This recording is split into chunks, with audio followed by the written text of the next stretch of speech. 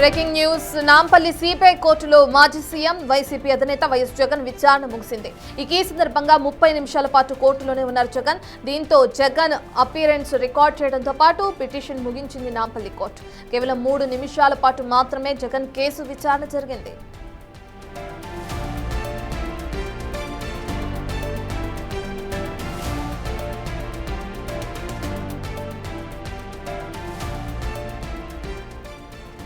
ఇక జగన్ వచ్చకంటే ముందే వైఎస్ వివేక హత్య కేసును లోతుగా దర్యాప్తు చేయాలంటూ పిటిషన్ దాఖలు చేశారు వైఎస్ సునీత. ఈ క్రమంలో ఆమె కూడా అక్కడే ఉన్నారు.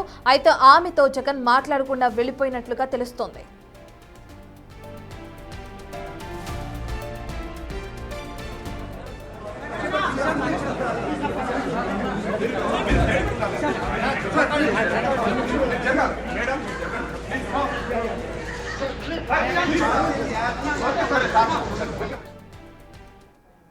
వైఎస్ జగన్మోహన్ రెడ్డి నాంపల్లి కోర్టుకు వచ్చిన సందర్భాన్ని మనం చూసాం. అయితే అక్కడే తన సోదరి సునీత ఉన్న తనతో మాట్లాడకుండా తనని పలకరించకుండా వెళ్లిపోయారు వైఎస్ జగన్. ఇక అదేవిధంగా నాంపల్లి కోర్టులో హాజరైన జగన్ కి సంబంధించిన పూర్తి డీటెయిల్స్ అందించడానికి మా ప్రతినిధి సురేష్ అందుబాటులో ఉన్నారు. సురేష్, కోర్టులో విచారణలో భాగంగా ఏ విధంగా కోర్టు విచారణ జరిగిందనుకోవచ్చు? నెక్స్ట్ వాయిదా ఎప్పుడనే డీటెయిల్స్ తెలిసినాయా? సంబంధించిన డీటెయిల్స్ ఏ విధంగా ఉన్నాయనుకోవచ్చు సురేష్? అంటే జగన్మోహన్ రెడ్డి ఈ మధ్యకాలంలోనే యూరోప్ పర్యటనకు వెళ్ళాడు. యూరోప్ పర్యటన తర్వాత వ్యక్తిగతంగా హాజరు కావాలంటూ కూడా సిబిఐ కోర్టు ఆదేశాలు జారీ చేయడం జరిగింది. ఈ నెల 21 లోపు ఎప్పుడైనా వచ్చి హాజరు కావచ్చు అని చెప్పేసి సిబిఐ కోర్టు చెప్పడంతో ఈరోజు జగన్మోహన్ రెడ్డి వ్యక్తిగతంగా సిబిఐ కోర్టులో హాజరు కావడం జరిగింది. తన అపీరెన్స్ను ఇచ్చి ఆ తర్వాత వెళ్ళారు. కానీ జగన్మోహన్ రెడ్డి సిబిఐ కోర్టులో 30 నిమిషాల పాటు కోర్టు హాల్లోనే కూర్చోవాల్సి వచ్చింది. ఆ తర్వాత ఆ సందర్భంలో వేరే కేసు నడుస్తుంది కాబట్టి 30 నిమిషాల పాటు జగన్ని కోర్టు హాల్లోనే కూర్చోబెట్టడం జరిగింది. ఆ తర్వాత ఆయన కేసు వచ్చిన సందర్భంలో కేవలం 3 నిమిషాల్లోనే ఆయన కేసు విచారణ ముగిసింది. ఆ తర్వాత తిరిగి వెళ్ళడం జరిగింది. అయితే జగన్మోహన్ రెడ్డి కోర్టుకు వచ్చిన సందర్భంలో ఇక్కడ ఒక సంఘటన జరిగింది.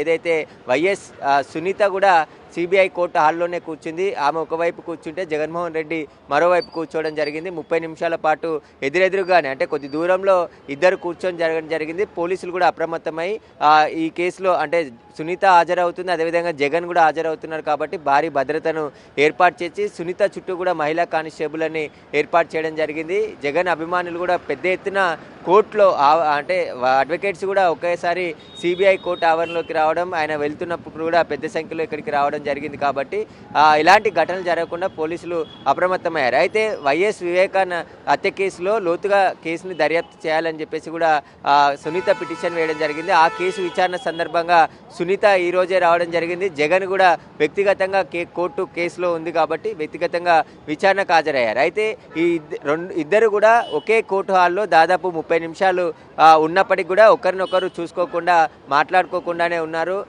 సునీత ఒకవైపు కూర్చుంటే జగన్ మరొక వైపు కూర్చోవడం జరిగింది. జగన్ వెళ్ళిపోయిన తర్వాత సునీత వెళ్ళి మళ్ళీ కేసు ఇంకా హీరింగ్ ఉంది కాబట్టి మళ్ళీ సిబిఐ కోర్టుకు వచ్చి ప్రస్తుతం సిబిఐ కోర్టులోనే సునీత ఉంది. ఆమెకు సంబంధించిన పిటిషన్ పైన ఈరోజు విచారణ ఉంది కాబట్టి ఆ కేసు పనిపైన సునీత రావడం జరిగింది. అయితే దాదాపు 30 నిమిషాలు ఇద్దరు కూడా కొద్ది దూరంలో ఎదురెదురు కూర్చున్నప్పటికీ కూడా ఎవరు కూడా పలకరింపులు కానీ మాట్లాడుకోవడం కానీ జరగలేదు. సునీత గతంలో అనేక ఆరోపణలు చేసింది.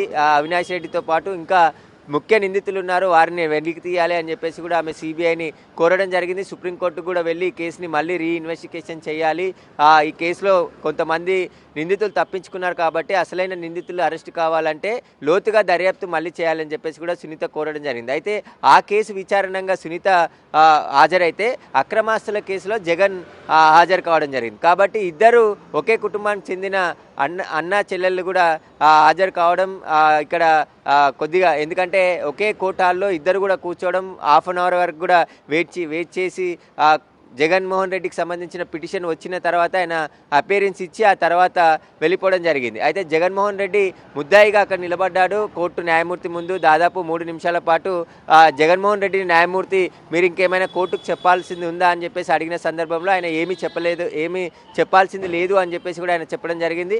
ఆ తర్వాత జగన్మోహన్ రెడ్డి న్యాయవాదిని కూడా న్యాయమూర్తి అడగడం జరిగింది, ఏమైనా మీరు చెప్పాల్సింది ఉందా అని చెప్తే వాళ్ళు కూడా ఏం లేదని చెప్పడంతో అపీరెన్స్ తీసుకొని వెంటనే ఈ పిటిషన్ని ముగించింది. దానికి సంబంధించి ఆయన వ్యక్తిగతంగా హాజరయ్యాడు కాబట్టి ఇప్పటి వరకు ఉన్నటువంటి ఆ పిటిషన్ని క్లోజ్ చేయడం జరిగింది. కాబట్టి జగన్ వెళ్ళిపోయాడు. ఇంకా ఆ కేసుని మళ్ళీ రెగ్యులర్ ట్రయల్స్ ఏవైతుంటాయో అవి ఈ నెల 28న మళ్ళీ జరుగుతుందని చెప్తున్నారు. ఆ సందర్భంలో జగన్ రావచ్చు రాకపోవచ్చు కూడా అని తెలుస్తుంది. కాబట్టి ఈ రోజు వరకు మాత్రమే జగన్ ఆ కోర్టుకి ఆ వ్యక్తిగతంగా హాజరు కావాలని పిటిషన్ ఏదైతుందో ఆ పిటిషన్కి సంబంధించి ముగిసింది కాబట్టి కోర్టు కూడా తోసిపుచ్చింది కాబట్టి మళ్ళీ విచారణకు జగన్ రాకపోవచ్చు. జగన్ తరపు న్యాయవాదులే విచారణకు వచ్చే అవకాశం కనబడుతుంది. కానీ కొన్ని సంవత్సరాలుగా ఈ కేసు కొనసాగుతుంది. 2013 కంటే ముందు నుంచి కూడా కేసు కొనసాగుతుంది. అప్పటి నుంచి బెయిల్ పైనే జగన్ బయట ఉన్నాడు. సీఎంగా కూడా బెయిల్ పై బయట ఉండి 5 సంవత్సరాలు పరిపాలన చేశాడు.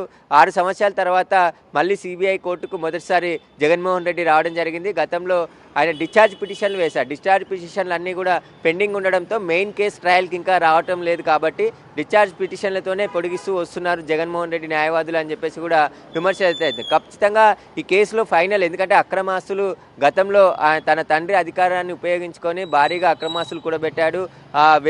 వ్యాపారస్తులందరూ కూడా జగన్ కంపెనీలలో పెట్టుబడులు పెట్టారు. ప్రభుత్వం నుంచి పరోక్షంగా లబ్ధి పొంది ఆ పెట్టుబడులు పెట్టారని చెప్పేసి కూడా సిబిఐ కేసులు నమోదు చేసింది. దాదాపు 11 కేసులకు సంబంధించి కూడా ఆబ్సెంట్ పిటిషన్ కూడా జగన్మోహన్ రెడ్డి తరపున న్యాయవాది పిటిషన్ దాఖలు చేయడం జరిగింది.